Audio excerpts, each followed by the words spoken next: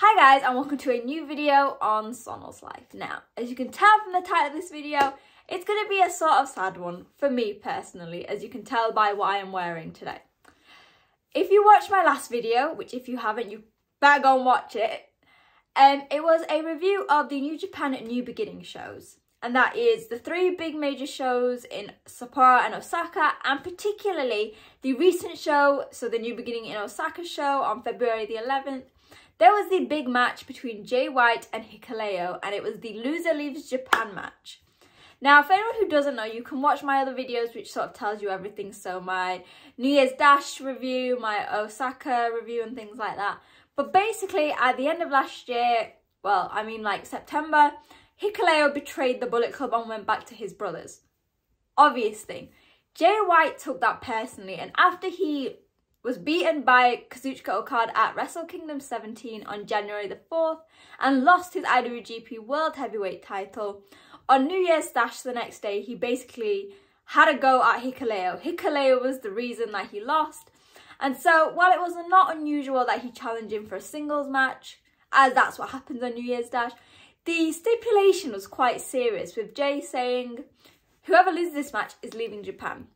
Now, from that moment, there was the rumour mill going, like, there was rumours that WWE were interested in signing Hikuleo, that WWE and AEW were interested in signing Jay, there was talk about contracts and things. However, the big stipulation here was loser leaves Japan. Fast forward to February the 11th, and if you followed me on Twitter, at wrestling_chat, you would know that Jay unfortunately lost and had his final match in Japan for the foreseeable future.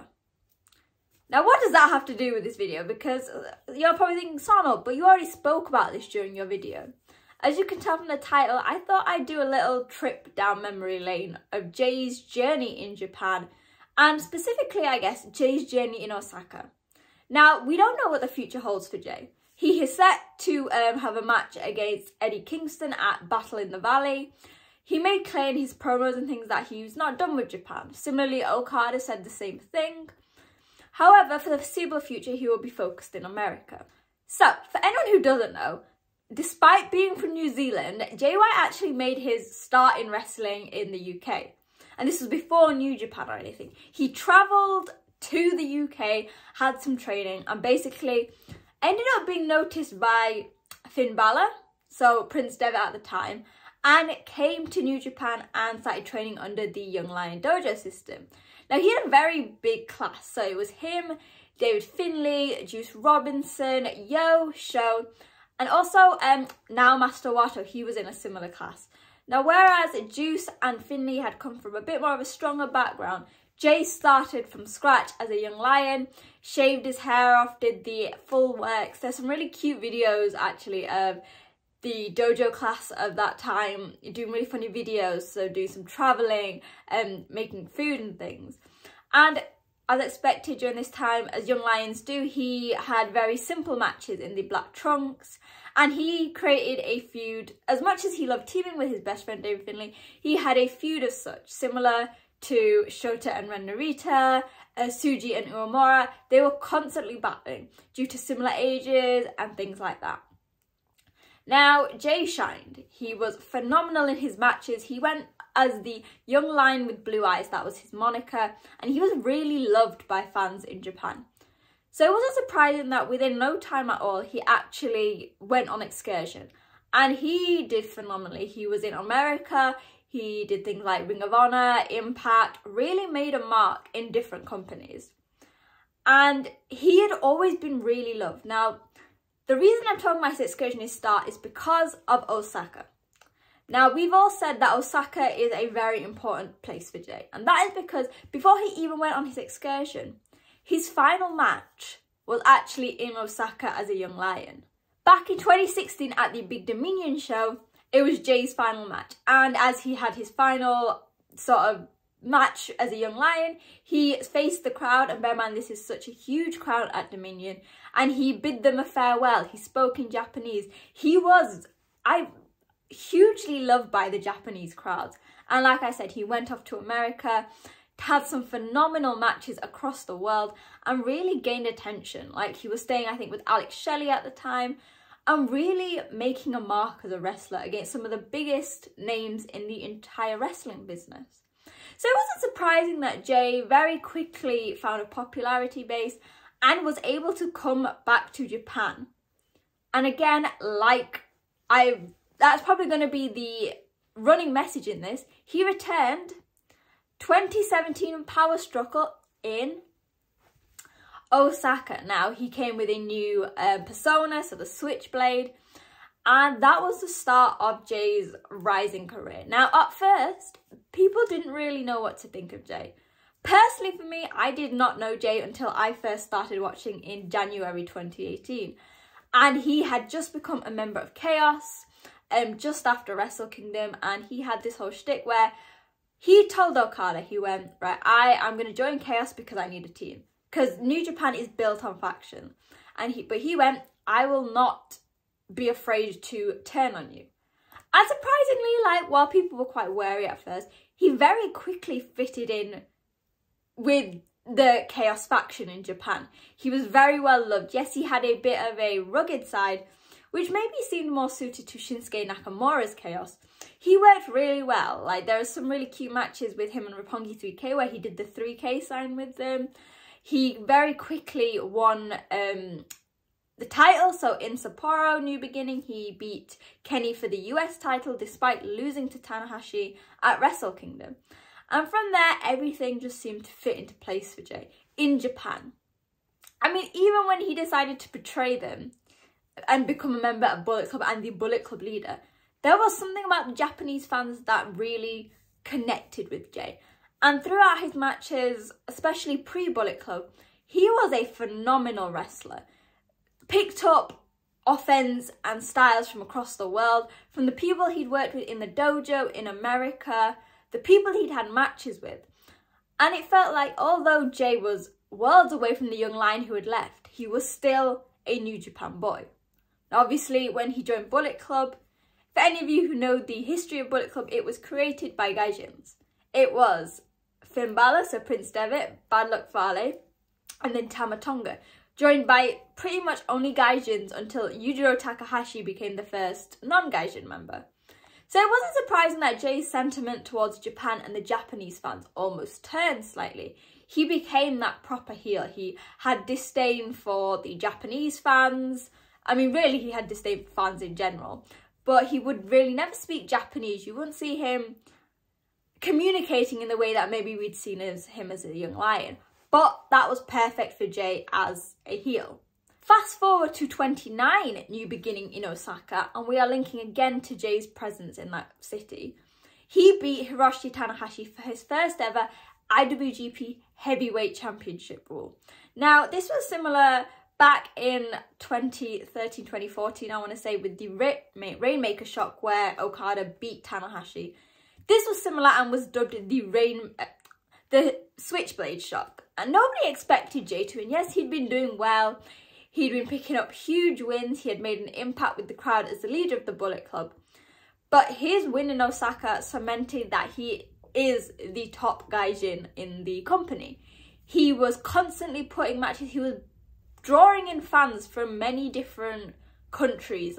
He was making appearances on Ring of Honor at the time, Impact. He was really shining. And I mean, I was already a Switchblade girl by then. But the Japanese crowds were still staying with him. Despite his dedication to the Bullet Club cause, he was still one of their own. There was small glimpses, especially when he won the title, where you could see that young lion. Simple comments where he'd maybe thank the crowds and things. It was a throwback to the young lion that they had sent off in the same city about 3 years prior. And from there, Jay just seemed to go from strength to strength. He never really won the G1 or the New Japan Cup, but he single-handedly sold out Madison Square Garden. He won the Never title to become the first Grand Slam champion. He did everything that he set his mind to. And even fast forward to Dominion 2022 in Osaka, he then won his second IWGP Heavyweight rule. So at Dominion, he won the New World Heavyweight title at probably one of the biggest shows in the New Japan year in Osaka. and again cemented his dominance within the country. And from the fans, because you know what, as much as he was the heel, there was probably a lot of people, not just me, who were happy to see someone who went through the system, who didn't just come in and who was New Japan born and bred, have this success. Now, his second IWGP heavyweight reign maybe was not as good as the first. It was in the midst of the pandemic, I mean towards the end, but he was still very much based in America, which is his new home. And also, I think it didn't help that he won it at Dominion, because once you win at Dominion, you maybe have one defence, then it's the G1. And then the G1, you'll have one defence against whoever you lose to then. So I think that was Tama Tonga.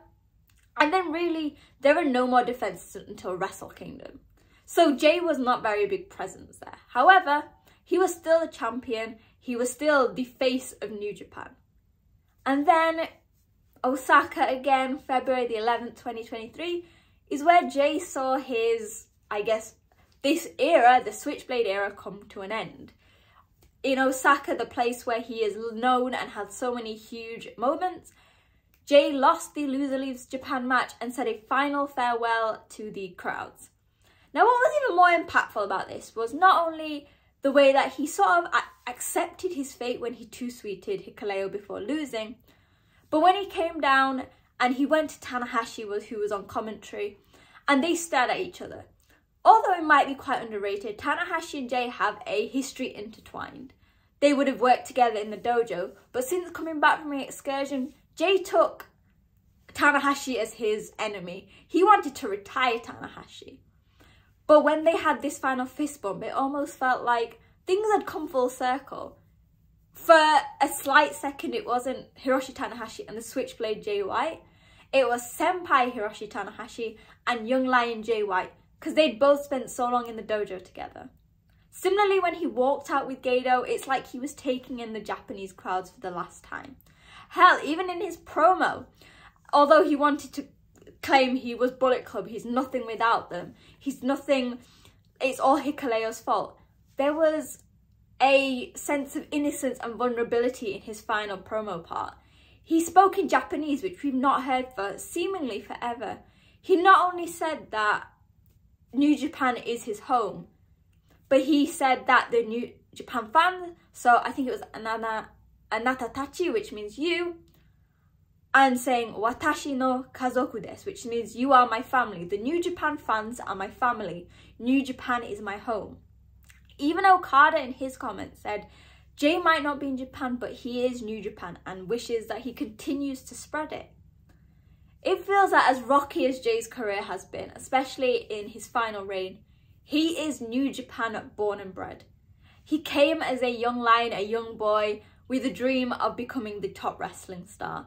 He made his way through the ranks slowly, so doing all the hard duties of any young lion, winning the hearts of fans, doing his excursion, returning as a tweener, I guess you'd say, becoming the leader of the most popular faction in the world, winning titles, winning the hearts of fans, meeting yours truly 3 times, which is, I mean, an achievement in itself, and becoming one of the biggest wrestling names, not just in Japan, not just in New Japan, but in the world, a name that biggest companies like AEW, WWE, all want a taste of. What's next for Jay? Again, I spoke about this in the review video and many times before.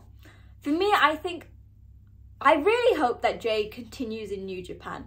I feel like as much as people around me saying he's WWE bound, he's AEW bound, Jay's character, Jay's style suits New Japan to a T. That's why he was raised, that's why his influence and his style works so well.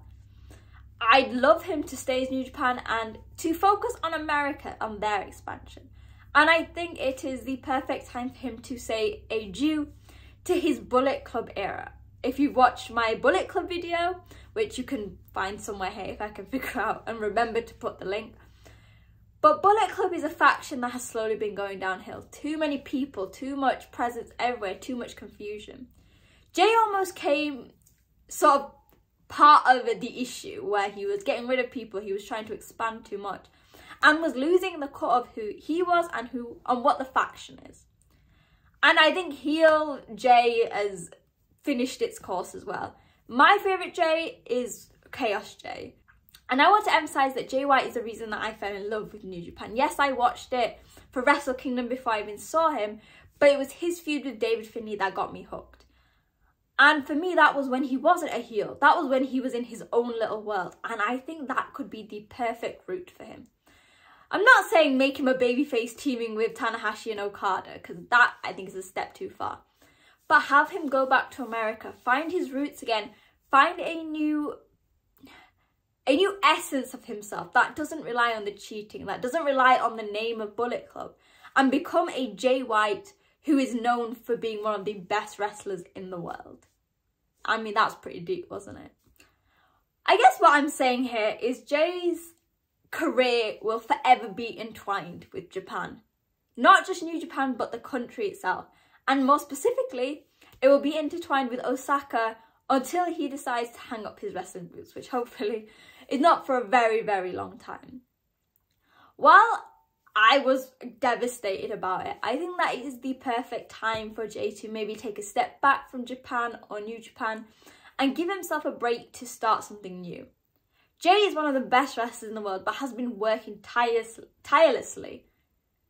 It's time for something new, and I think that the fans would love to see a new side to Jay. We've seen babyface Jay, we've seen tweener Jay, we've seen heel Jay.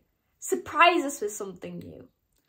And I guess I just did this video because, like, it was a very sad moment for me. And I guess I needed to show that as much as maybe the end of his time in Japan and his heavyweight reign might have been tainted with, like, poor booking, Jay is still one of the best wrestlers in the world. And Osaka may now be known as Jay-Saka. That was a really bad pun. But do you know what I mean? He bid adieu to his young lion days there. He came back in Osaka.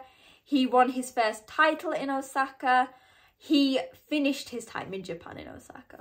Jay White is everywhere. Jay White is my favourite wrestler, will always be. And he is New Japan through and through.